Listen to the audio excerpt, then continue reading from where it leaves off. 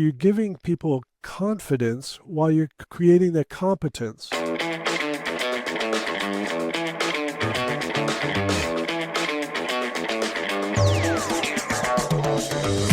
Hello there, it's me, Steve Mellor, and welcome in to Growth Ready, the podcast that allows high performers to reveal the reality behind what it means to ready yourself for growth, the personal and professional challenges along the growth journey, while also allowing the high performance executive coach in me to satisfy his curiosity toward what drives optimal performance. On this episode, we welcome in a true student of leadership, Dr. Chris Fuzie, whose time in law enforcement and government has helped him see the power of identifying, teaching, evaluating, and modifying behaviors in order to ready yourself for the next phase of growth.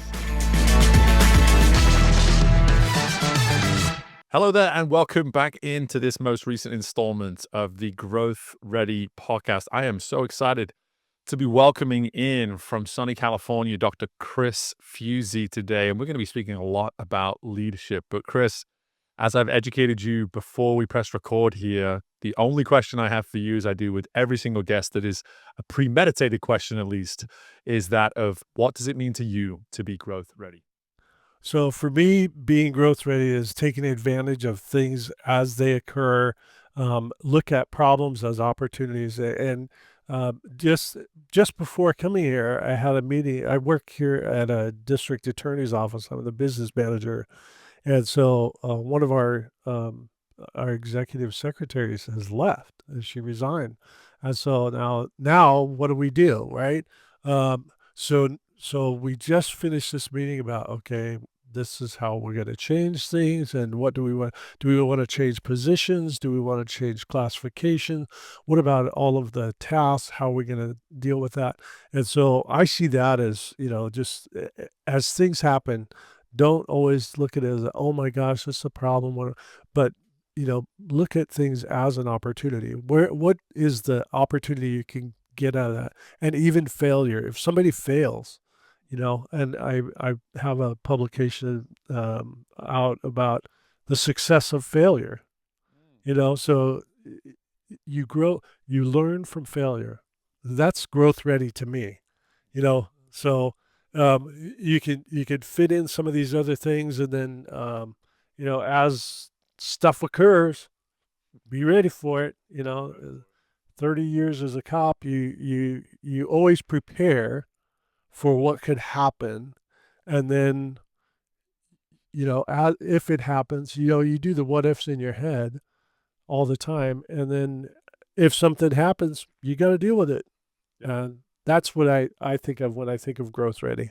I love it. I love it. I love that you're coming in fresh out of a meeting where you've literally applied in practice what it means to you to be growth ready. And I think just taking that initial insight around just how do we take advantage of the situation or the opportunity as it occurs, as opposed to feeling that, hey, something like this is happening to me, or this is creating an issue. And all I hear straight away is just the intentionality and the responsiveness in your position as a leader. And as someone who's very much educated, not simply someone who's practicing leadership, but truly educated in the art of leadership as you are, I'm curious, like as a leader, where on earth do we start when it comes to having that ability just to recognize that this is a time for me to move into intentionality and responsiveness as opposed to falling victim to something, let's say, like a reactionary tendency? Right. Well, it's not just the leader that's doing that. That's the biggest thing, is that in this meeting that I think it's so cool because it just happened.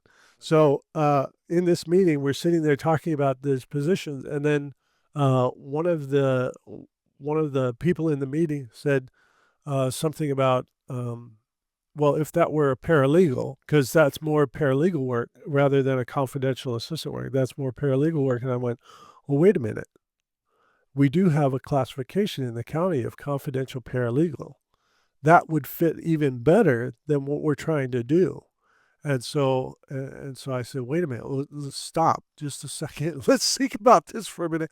And we roundtabled that idea, and everybody went, yeah, that makes more sense. And so it's not just the leader that comes up with this stuff, but you have to be able to recognize that. And when she said it, it was everybody else was just kind of there, and I went, wait a minute, hold on a minute. Now you're making me think. And it was great because it did change the whole tone of the conversation. So recognizing as those things happen, like just this thing that just happened, you as a leader need to take the opportunities with that, because you're not going to know everything as a leader. You don't know that you need to talk to your people and the followers and the experts, and get it from them too. Yeah. And I think that's part of it, is that as a leader, yeah, I mean, you may be, who was it? I forget who it was. Jack Welch, I think, said, he's not that great, but he's surrounded himself with great people. And so I think that's the key there. Yeah, and immediately just parallels and correlates over to this whole notion of growth, Mm-hmm. in a more, just with what we're talking about on the show is leadership parallels with growth in so many wonderful ways, as I think we're about to learn, is that from a leadership standpoint, you as a leader are always going to be better positioned when those that you are leading and or surrounded by understand the role that they play, and they're not just looking to you for all the answers, that you're actually empowering them and you're positioning them to Right. feel as though they can respond, that they can speak up, that even something like to roundtable something, roundtables don't work if people aren't ready to actually provide insight. Right. It's a very Right. quiet practice if people aren't positioned to actually do Yeah. what it is the practice entails. And it's the same with growth, right? Again, as an individual, if you're driving your own growth, good for you, but at the same time, who are you educating on what it means for you to grow and what it is you're trying to get out of growth? And then how can they potentially somehow support and reinforce exactly that, what it is you're trying to achieve? The same Right. with you as a leader, right? Right. Yeah. And just like in this meeting, these are the experts in all of those functions that we're talking about. So they were ready. They were, if it had been something else, the one who's not ready is my DA, because he doesn't know anything about this conversation yet. I've got to tell him. So don't publish this before he hears this. But so I got to tell the elected DA, hey, this is an idea that we came up with. And I'm going to give credit to the person who said it, right? And this is an idea that.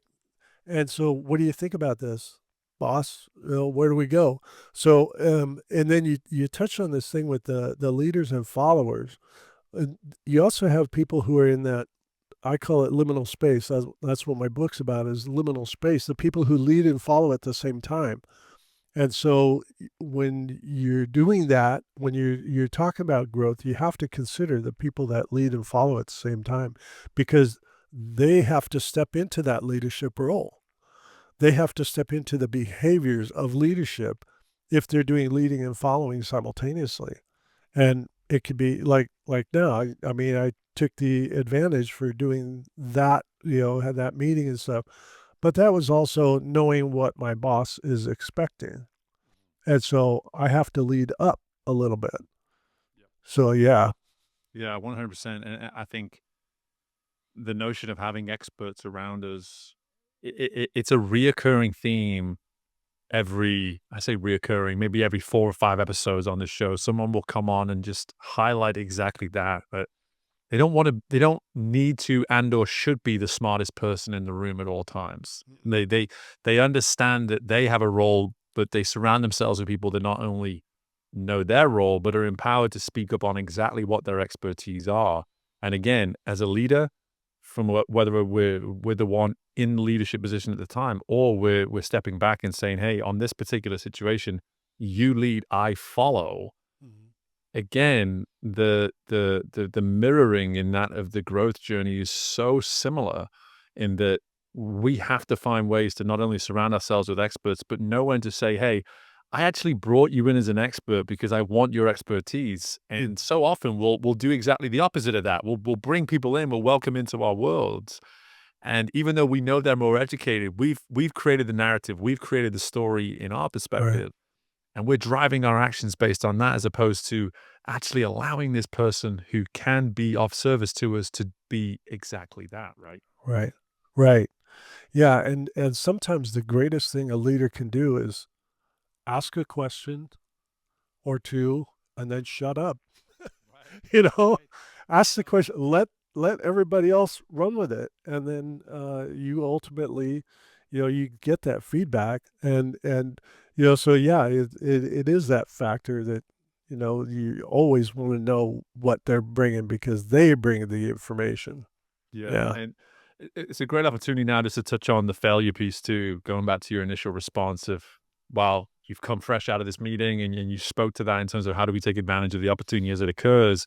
At Mhm. the same time, how do we find that comfort in failure? I mean, this is a topic that has come up before on the show, but I don't think we can ever exhaust it, quite frankly, because I think there is arguably no bigger component in the growth journey than that of our relationship with failure. So I'd love for you just to kind of talk us through, even just piggybacking off that initial insight in terms of the role and the importance of our relationship with failure. So, I mean, that's how we learn. My doctorate is in education and organizational leadership, and I teach at a community college class. I've taught other classes, and we learn by trial and error. That's how we learn, and from the time we're born, we're learning things from our parents, from our whoever's raising us. We're picking up their stuff. So and just like even riding a bicycle, right? You get your kid on the bike and you run next to it, you hold the seat, you run next to them, and you let it go, and they go 20 feet and then they crash, sometimes horribly. Right. But you don't say, "Oh, look, you suck. You only went 20 feet." Yeah. You don't do that. You say, "Hey, look at this. Look how far you went. I let go way back there. Look how far you went." And so you're giving people confidence while you're creating the competence, right? And then you put the kid back on the bike, and after they've cried a little bit and their knees are skinned up or whatever, and you put them back on the bike and you say, let's do it again. And then now they go 40 feet and then they crash, and you say, look at this, you went twice as far. That's great. You don't say, wow, you crashed twice. And because what it does, it has to do with the motivation, and then eventually the kids doing it by themselves, right? Yeah. And so letting people fail is actually helping them grow. And so, and you can actually measure motivation. I've done this thing in my courses where motivation is it's a multiplication factor. So anyway, I won't describe the whole thing to you, but you can actually measure it. And I have people do this simple thing of tossing a penny into a like a garbage can, right? And we start it with way far away. They tell me how much they're wanting to do it.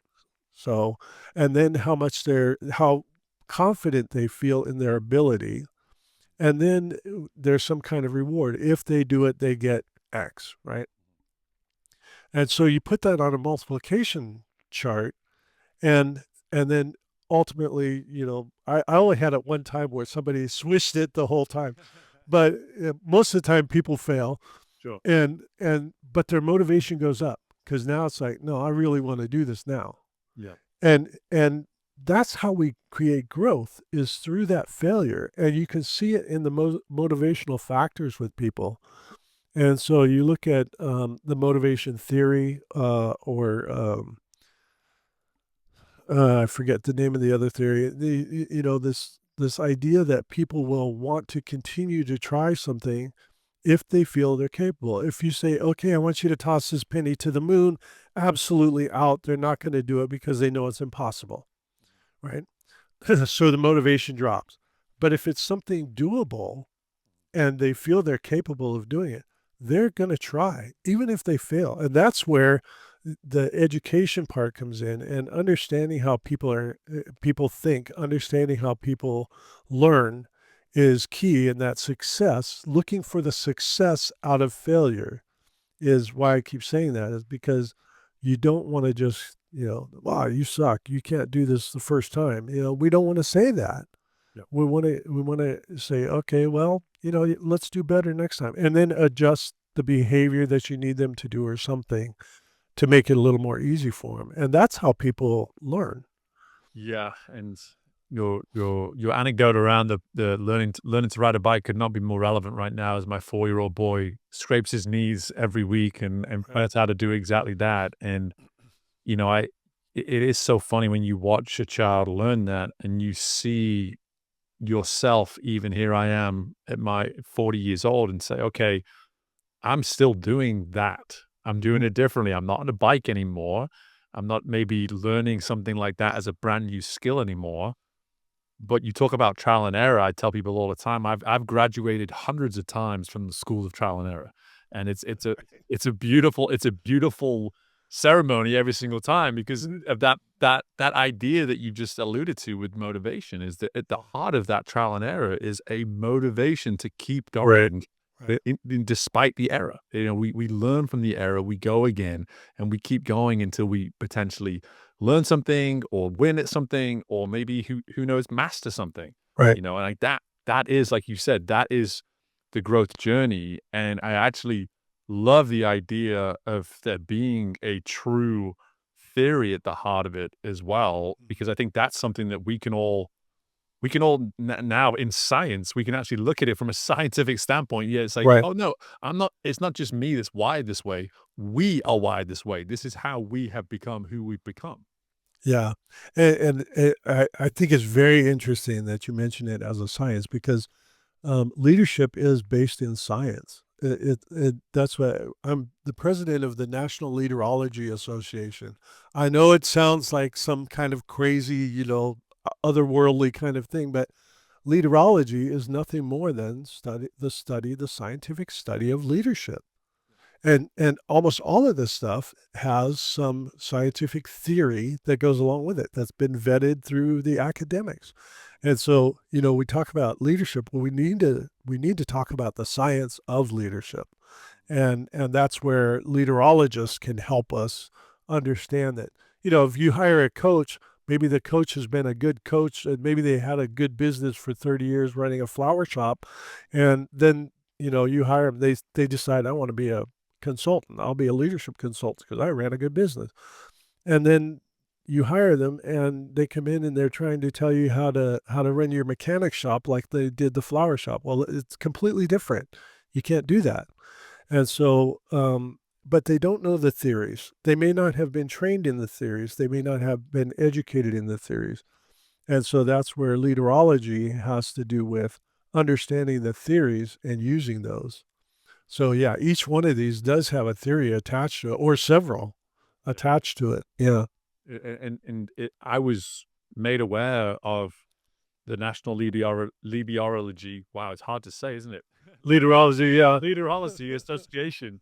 Um, through your just through looking through your information, and again, for me, I am someone that, as an executive coach, I work with executives, I work with leaders, but I'm so careful. I've always been so careful in terms of how I carry myself and how I sort of name myself, because Yeah. my respect for the fact that this is education and this is science. I don't stand there saying I'm a leadership expert. I don't stand there saying that you should be hiring me for my leadership knowledge and or expertise. What I'm telling you is that in a coaching situation, that's a very different situation to that of, let's say, being an educator, being an expert on a particular matter. Right. And it's why, and of course, it's why I was so excited to even have you on the show, is just to kind of speak into the science of this, Yeah. because as I've already talked on a number of occasions already, is how adjacent it is to the growth journey and how we actually go through so many of what seem like just our own subjective emotion, when really it's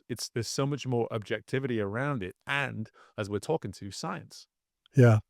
Yeah. And the science to me is that's the part that I think is really important, is that we stay true to the science, because leadership and followership are actually changing a little bit now. We've kind of beaten leadership like a dead horse, and so where's the next big thing in leadership? Well, the next big thing in leadership is actually looking at followership and how followership aids leadership. How followership is that's how you get things. Imagine, I did this we were getting ready to with the playoffs for football, right?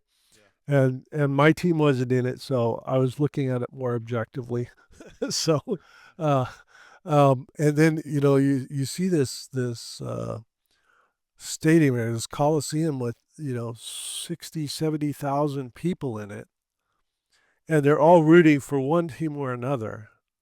But imagine how much power you have with that many followers who are willing, if the team players, just the team players, let's call them the leaders, right?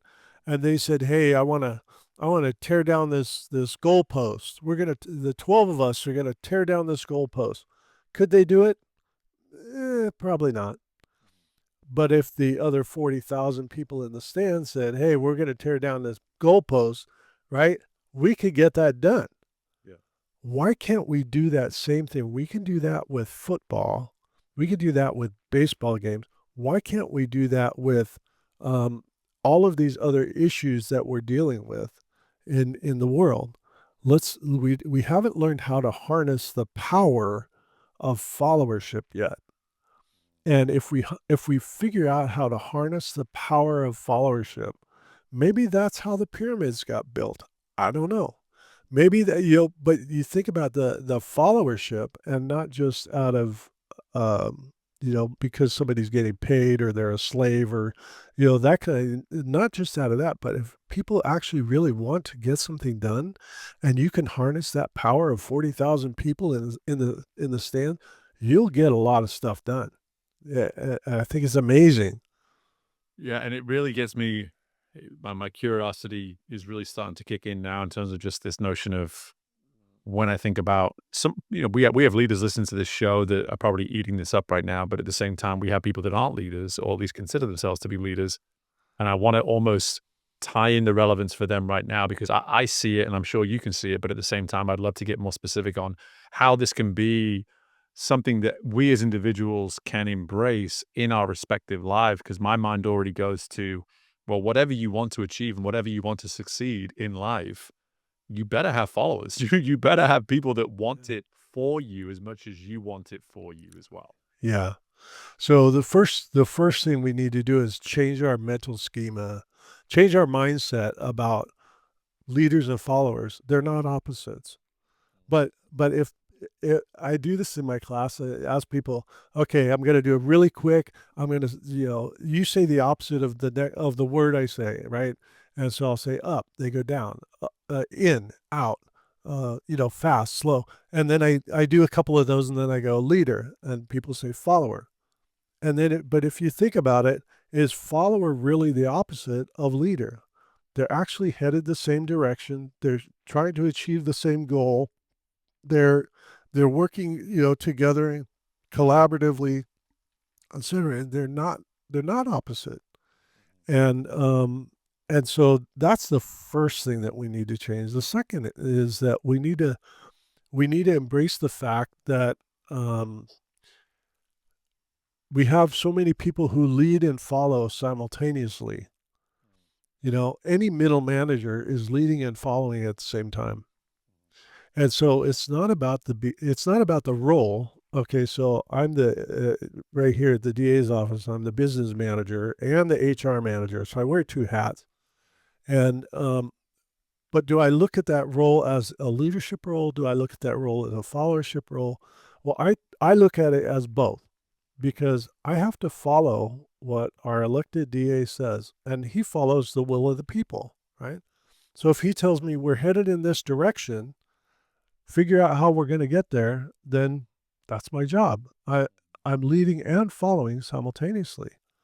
And that more people are in that position than anything else, and so to get past that is important. And then the third thing is that the idea of followers are less than is crazy to me, because imagine a leader trying to do anything without followers. That's just one person. Okay. But if you get 10 followers, now you've multiplied yourself times 10. And then it goes, kind of take it back to the idea of the power of followership. Yeah. I mean, like here at the district attorney's office, I tell people, I said, like let's just say one of the legal clerks, right? And well, My job doesn't matter. It doesn't matter what I'm doing. I said, think about this a second. If you didn't do what you were doing, then this person who's in jail for this heinous crime could be let out. If you didn't do this, not only do it, but do it correctly and accurately, and then so you have to show people the value of their followership, and when bad things happen or something happens, and they need to be the one, they're the only one there. Let's say they're the only one there who can do this stuff. That makes them supremely important, and now they're actually leading from the middle, or they're leading from yeah I from the bottom. I don't know how else to say that. The followership becomes supremely important. Yeah, and even in some of the coaching I do now is like one of my favorite things with some of my clients is that they'll articulate that there they are at the top, and they're adamant about, while they want to continue to bring people along, they don't want to just bring people along with whatever their vision is. They want to bring people along in a way so that those people feel as though they can speak up and influence what's going on above them within the Right. organization. Because from a culture standpoint, that's really the only way culture wins. Right. If people can feel as though it goes both directions, Right. however you want to look at it. If you want to look at up and down or top and bottom, go ahead and look at it that way. But the fact of the matter is, like you say, that from the leadership and the followership, how do you, whether you be as a leader or whether you be in your growth journey, how do you do things in a way where, yes, you are in the driver's seat, but if it's only you in the car or only you on the train, whatever metaphor you want to go Right. with, how far do you expect to go? How successful do you expect to be?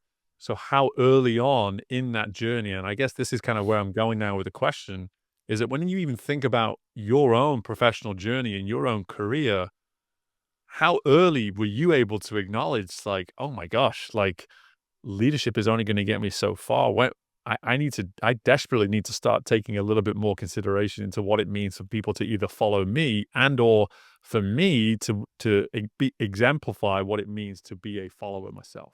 Yeah. Yeah. And I think that goes back to the value, people understanding the value of followership and the value of what they bring. And a good leader is going to treat people with that value and respect for each position, because you wouldn't have those jobs if you didn't need them, I would think, right? Right. So you have to, show the value for each one. As far as, me personally, it took a long time for me to, and I say a long time because I didn't even think about getting into the leadership stuff until I was about 40 years old. And I've been a cop for 18 years, and I was just running and gunning, having a good time. And every day was, you go out and it was all different, all new. You didn't know what you were going to get, so. But then when I started going back to school, I tend to say I only had a PhD, public high school diploma, until I was 40, you know, because you could do really well as a cop with just that public high school diploma, And so when I went back to school, that's when I started figuring out it's like, wait a minute, this leadership stuff, this org leadership stuff makes sense. And then I started using it as a sergeant, as a lieutenant in the police department. I started looking at these situations from the org leadership lens, and I started seeing a lot of these things happening. And it's like, okay, I need to pay attention to. And then even teaching leadership for International Association of Chiefs of Police, they had a component of followership, and I taught the component of followership. We worked with followership. But it wasn't until after I left the police department, I started writing my own books, and I started really delving into this leadership followership stuff, that I realized followership is so much more important than we'd ever thought. And I look back on my career, and as a cop, you go to just any call. You go either there as the primary or the backup. The primary is the lead. The backup is the follower, right? And those roles could change. You go to the next call, and you end up being the primary, and they're the backup. I never even put those two together until about 5 years ago. After being retired for 9 years. So then you start looking at that. That's why I say the leadership and followership are evolving, because people are starting to realize what's happening with followership and how important and how powerful followership can be. So yeah, for me, it didn't. It was a long time before I figured it out. Yeah, but that it's why I always appreciate these insights because it's very encouraging to anybody that's hearing this potentially for the first time that may have gotten quite far, and Yeah. it's like, wait, hold up a second. I was supposed to be looking at this through a lens of followership, not leadership. Like, what's going on here? Someone's flipping the script on me, and what you're able to tell us here is like, well, no, no, no. There's no reason to see it that way. We can just have an appreciation now for both sides and say Mhm. that whether it be on our respective growth journey or whether it be in a respective role of leadership, we have the opportunity to ask these harder questions of just like, it's not enough to simply just grow or to simply just lead. What does it mean to have people in the boat with me Right. as I'm going through this? And what does it look like for me to empower them to feel as though they are part of the journey? And then furthermore, how do I sort of come down to their level in a way and position them at times to say, hey, you know what? You're the expert and I'm coming to you right now. Yeah. And I need you to feel as though I'm all ears and I'm not just doing this to maybe check a box, for instance. Right. Yeah, and you said something very interesting. You said, "How did I come down to their level?" And I think that's one of the things we need to stop doing, is talking about.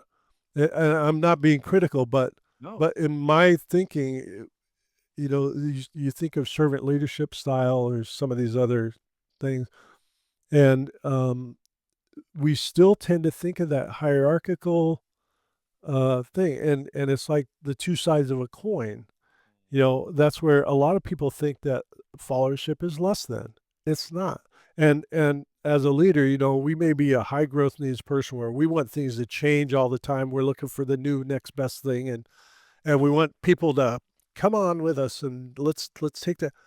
But in that boat, you still need people who just want to row. Just let me row. That's all I want to do. Right. And the low growth needs people who say, leave me alone, let me do my job, I enjoyed it, I've been doing it for 35 years, I'm very good at it, just leave me alone, let me do my job. You need those people too. And there's a lot of value in that. Yeah. And so when we talk about the hierarchical, and and try to take our mental schema and put it in we can't do that. And I have there's quite a few people here, and it's very interesting. We have one lady here who's been here like 30 something years, and I just talked to her. I said, do you have any idea? She goes, actually, I would like to make more money, but I mean, we all want that. But I'd like to just keep doing what I'm doing because I really enjoy this. Okay, well, I can't just it's government, right? I can't just give you a bonus or something like that, right? But if that's what you want, I'll make sure that that happens. If that's the reward for her, and that's what's motivating for her, then I need to just make sure that that continues. But this hierarchical thing is, I don't know how we get rid of it, and that's a challenge because we do tend to see that, and I think it could be how we've evolved as creatures. I mean, there's a hierarchy from when our ancestors lived in the jungles. I don't know. That's an interesting part. Well, and I appreciate you even pushing back on it because for me, it helps me in the work that I do, and it helps anybody listen to this as well continue to challenge that way of looking at things. Because even hearing you say it back to me, I just go. At first, I go, no, I appreciate that, and then at the same time, as you finished up your insight there, that's where I get stuck. It's just like, well, how do we kick this thing to the curb for good, man? Yeah. How do we stop looking at this thing as a top down? How do we stop looking at this as a hierarchy when pretty much every single country in this world is set up exactly that way, Right. you know? And so it's just like, okay, but to your point, the important if we're gonna ever optimize what it means to have followership, at some point, that followership needs to feel as though they're just as much Yep. the table as the leader themselves. And Yeah. the hierarchy mindset is going to be near impossible to ever get to that point. Yeah.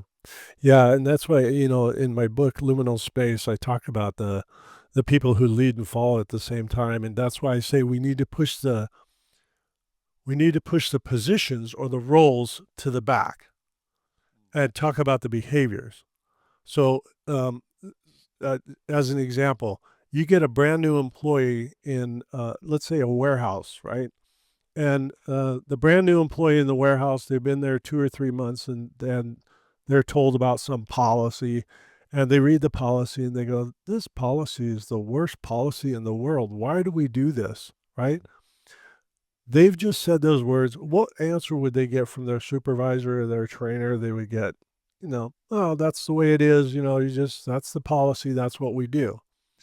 However, if the CEO of that same company says, "Wow, this policy really doesn't make sense. Why do we even do this?" Right? What would happen?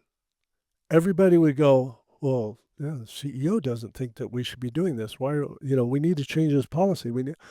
The same two people, I'm sorry, the two different people, the newest employee and the CEO said the exact same thing. Yeah. But yet we only act based on what the CEO said instead of what the new person said. Well, that new person is coming in with outside eyes. We should pay attention to that, and we don't. And that's part of the hierarchical stuff is we put the power with the position. um, you know, eh, and I don't know how much of that is just natural, or has it been trained into us over millennia that in our countries and the way things have been built. Yeah. And, one thing I try to do on the show throughout every episode is how do we personalize what is technically a professional conversation? Mhm. And so something my mind immediately goes to is just here in my own house. It's just like history would show I'm the man of the household, right? Yeah. And I have a wife who's, history would say they're supposed to answer to the man. And then I have these children. It's just like they're gonna do as they're told. And the one thing I'm proud to say in our household is that we're a team. We are for us to be an optimal house, we are a team. And any given hour of the day, the fact of the matter is someone is leading in this house. Now, I probably lead more than anybody else, but it's a shared responsibility between my wife and I. Right. I have a 4-year-old and a 5-year-old, and when my daughter needs to get to gymnastics, she's leading that. I have to follow that. I have to get her there. I'm not the leader at that point. She's the one who wants to go to gymnastics, and I am finding a way to make sure she gets to go and do that. Right. And for us in these for if we're gonna really, because a big part of this that I wanted to touch on is that so much I know of what you work on there with the National Leaderology Association is the societal change over time. Right. And it's just like, well, why don't we go the household? Like, why don't we say, hey, in our houses, and we can make this about growth too. We all want to grow. We all want to see progress. We want to see development.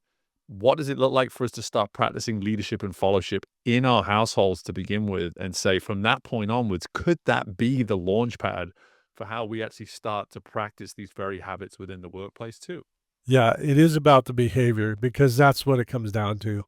It's Yeah. it's about the behavior. So, like going to the sports, right?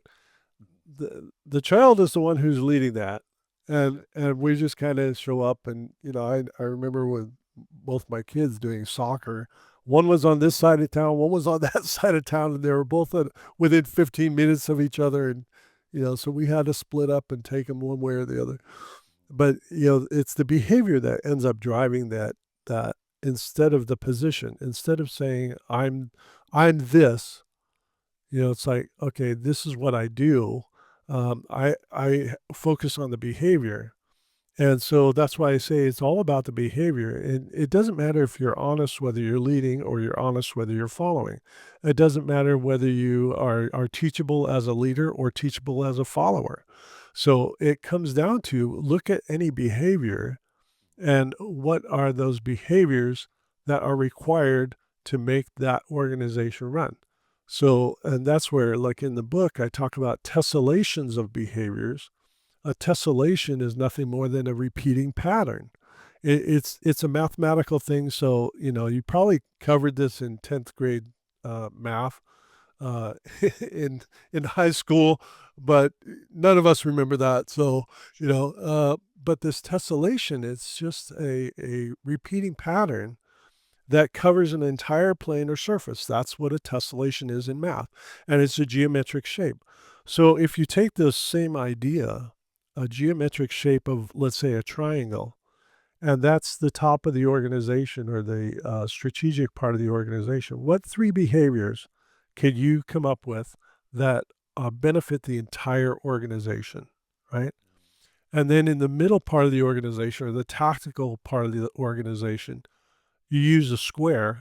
What four behaviors can you come up with that help the organization tactically complete its function? And then down at the bottom level, the operational level, you use a hexagon and you say, okay, what six behaviors can we use that will help us operationally complete our function, right? And squares, triangles, and hexagons are I forget the term because it's math. um, those are the kind of shapes that can be interwoven, right? So they can be put together to make like a tile floor or anything like that. So these are the ones that can be put together to completely cover an entire planar surface. So if you think about these as behaviors, so if we do tessellations of behaviors or repeating patterns of behaviors, what behaviors do we want? So think about baseball, think about football. Baseball, you want somebody to learn how to bat correctly. You want them to learn how to pitch, how to play first base. These are all repeated behaviors. And the professionals have done that, 10, what is the thing, 10,000 times before yeah. So they've done that thousands and thousands of times. That's why they're professionals. Yeah. Same thing with any athlete. So why don't we put that into our workplaces also? Why don't we put in repeated patterns of behaviors that we want our people to do that will complete our goal or mission? Yeah, it's the consistent theme that I'm just hearing is how do we personalize it? How do we humanize it? Like that's at the heart of behaviors. Right. And again, like even going back to that anecdote around my own children is, the one thing that I learned through playing sport and then being a coach in sport for so long too was the athletes that created the behaviors of accountability to go the distance with their sport with the ones that were empowered to actually practice those behaviors as younger age as possible. Like when the parent or the coach led their behaviors, drove their behaviors on their behalf, the athlete would eventually quit and not want to do it anymore. Right. When they actually, when the parent and the coach would sort of be more submissive and actually be the follower, so to speak. And Right. I've used the word submissive again. That made it sound less than. I didn't mean to do that. Right. But as opposed to just say, "Hey, listen, I'm not gonna take the wheel. I'm gonna be the follower. I'm gonna empower you and applaud you for owning and identifying what your behaviors are authentically to do this."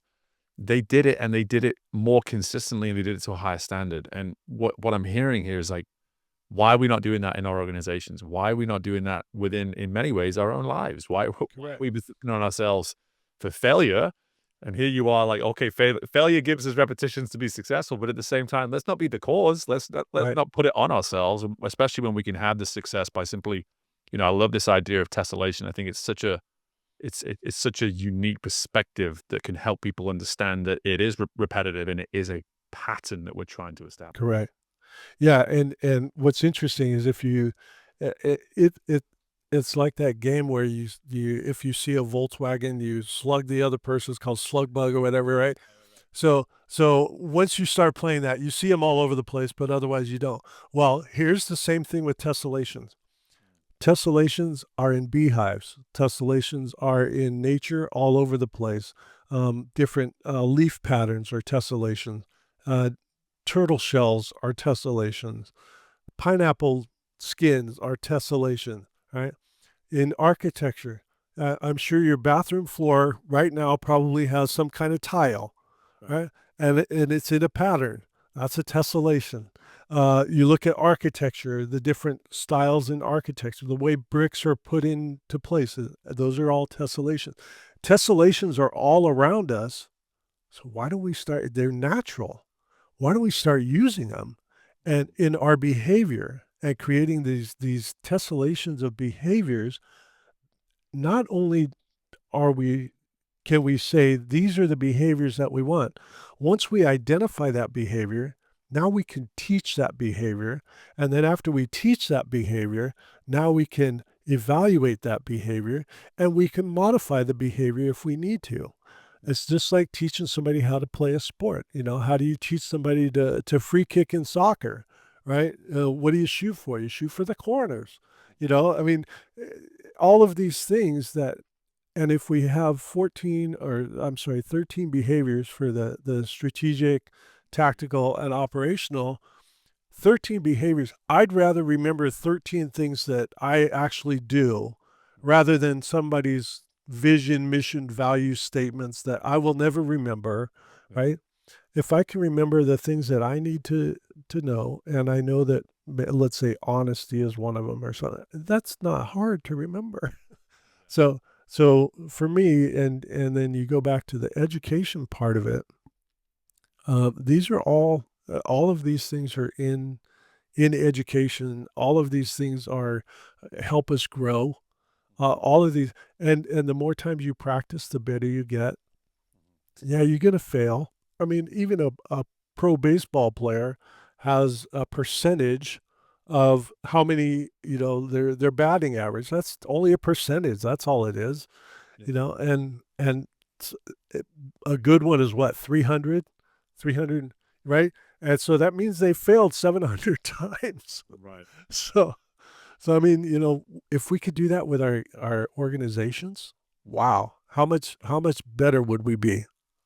Yeah, and this, whether it's organizations, whether it's the team that we oversee, whether it's the team that we're part of, whether it's our own Yeah. journey, whether it's in our own household, whether it's just a new skill. I mean, this notion of identify, teach, evaluate, and modify, at the heart of that is that's the growth journey, it's the leadership journey, but most importantly, going back all the way back to the beginning, Yeah. that's trial and error right there, baby. Right. Yeah, Right. trial and error. It's how are we willing to just say, hey, listen, I'm going to identify something that I'm going to work on, and I'm going to do it enough where I can actually learn how it is I do it well and how it is I suck, Right. and then Right. and I can actually say, okay, well now I screwed up a little bit. I can evaluate, I can look at it, Yep. and then I can modify next time, and lo and behold, you wanna try again, and we go right back to that word motivation as well. Yep. Exactly. Exactly. And then put these in terms of in business terms, right? So now that you've done that, if you cross train people in those behaviors and in their different positions or whatever, you cross train people. Now they're learning behaviors that they need to be successful in something else. Now you're creating a succession plan, and that succession plan, you go three deep in your succession plan, and you start training those behaviors from the time people come into the organization. Now you're creating a successful organization that can grow with the entire company. And so we talk about growth, we talk about succession planning, you talk about developing people, cross training, and with 13 different behaviors. If we create that pattern that we want, then I don't know how that it it just has to be able to help, Yeah. and that's what I do here, and that's what I've been telling people to do, and it's been working. It's been working, exactly, it's been Yeah. working, and I think, I'm a huge fan of simplicity Yeah. and things that just flat out make sense, and Yeah. I'm hearing that in abundance, Chris, and I will say that this is one of those conversations where I know we could probably just keep going Mm. and talk a lot, and typically, that's my way of almost making a note that maybe, 75, 100 episodes down the road, Right. you've written your next book, we'll come back on and we'll revisit things, but you've touched on a few things as we've been able to go through this from the book, and I've really appreciated that, and it's been just enough of a tease for us to be like, "Well, shoot, I gotta go read this book." Yeah. Where can we learn more about you, but most importantly, where can we maybe get a copy of this book? And, hey, if there's anything else you feel we need to know and understand about the book, go ahead and share that with us too. Well, the book is on Amazon. Just www.amazon.com. You can find it on Amazon. Just look for Chris Fuzie books, and so you can find that and my other two books on there. And then if you want to find out more about me, it's uh, cmfleadership.com. So www.cmfleadership.com, which is cool because I just have to remember my initials and that it's leadership and That's easy. and, simplicity, right? Yeah. The book is it's a quick, easy paperback read. It's not a real. It's not one of those ones where it's a technical kind of. It's a story. It's a story about this person, and it's fictional. And I tried to keep it lighthearted and fun. The forward was actually written by Ira Shalef. He's the author of Courageous Follower, and so I've talked to Ira several times about this idea and liminal space, and he really loves the idea and thinks it's good to go. So he was he was willing to write the forward, which was I thought super cool because he's one of the people that I learned from as I'm trying to get this education stuff. So yeah. So yeah, it's there on Amazon, pretty cheap, $19. It's not that big a deal. Or if you're on Kindle, you can also get it free. Go. Yeah, yeah, or Go. yeah, some of those you can get free at the Amazon Prime or whatever it is. Yeah. Got it. Got it. Well, So, listen, all that information is going to be in our show notes, Chris. And perfect. I got to tell you that I knew I'd really enjoy this conversation. And it's one of those where I blinked and 50 minutes flew by and really just enjoyed the opportunity to learn from you, to really be challenged by you as well. Like as an executive coach, I'm always looking for like different insights and different ways that I can open and continue to expand my own perspective and to learn that I'm still very much in that school of trial and error and graduating every single day in some way, shape, or form. And just again, conversation was absolutely delightful, and I just appreciate the generosity of insight. I know our listeners will as well. And from this point on, brother, just best of luck with anything and everything you've got going on in your world. Oh, thank you. Yeah, this it's been a lot of fun for me, and we're all still with this trial and error. I think that's a whole lifetime event right there. So yeah. So thank you very much for having me. I really appreciate it. I thoroughly enjoyed this discussion. And my thanks again to Dr. Chris Fuzie for joining us on the show. And whenever we have an educator on the show, I'll tell you that I'm always feeling like I'm on my absolute, well, I have to be at my best because I want to try to meet the person's knowledge as much as I can and almost keep up, if you will. And it was really fun for me as a host to just feel challenged in terms of my perspective on a topic that, quite frankly, I'm very experienced on. But to know that someone is as educated as Chris was able to come on and shed some insights around leadership and tie it into growth, I thought was just phenomenal. But one really important takeaway for me is this notion of motivation and the fact that it is in fact a theory. There is in fact a science behind it. I think sometimes we beat ourselves up around whether or not we're motivated one day, and then we love it when it all comes through and it's super easy and it comes so naturally. That's science right there. You're not on your own. It's not something you're experiencing that makes you strange or weird or anything like that. You're just human. And I experience it, and everybody that I know that's achieving or aspiring to achieve high performance within their respective world, they're going through it too. So the question just becomes, when you're in these situations where you maybe lack motivation, what is it you can do just to sort of bring things back around and almost recalibrate? Okay, what is it I want? What is it I want to achieve? And how do I put something out there right now that maybe is unfamiliar, that may create failure, but will at least take me in the direction that I need to go on this growth journey of mine? And if you can make sure that the effort that you're making is relevant, then likelihood is you're going to remain motivated and you're going to feel the need to go through repetition of trial and error. But as you heard there, in terms of that 4 steps of identify and teach and evaluate and modify, we get to practice this then time and time again and take motivation in it because we know from a directional standpoint, we're trying to get to where it is that makes sense that we're trying to get to. So again, my thanks to Dr. Chris for joining us, and my thanks to you. As always, you don't have to listen to this show, but you choose to, and for that, I'm very thankful. At this time, if you are someone who's listening to the show for the first time, don't hesitate to subscribe, because this is a fantastic show. Don't hesitate to go back and listen to some old episodes as well. This is about 265 or something like that at this point. Make sure that you are going back through this encyclopedia of knowledge around growth and what it means to compete on behalf of your best self. That's what we do best on this show. Make sure you're sharing the episode with anybody in your world that you know could benefit from it. And in the meantime, folks, as always, best of luck with anything and everything going on in your world. And I look forward to doing this again with you very soon. Bye for now.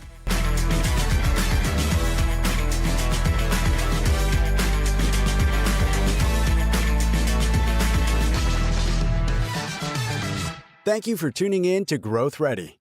If you liked what you heard and are feeling ready to grow, be sure to leave a 5-star rating, subscribe to the show, and share the episode with someone you know is ready to fuel their growth journey today.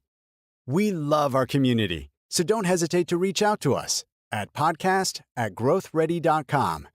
And until next time, we are Growth Ready, and you will be too.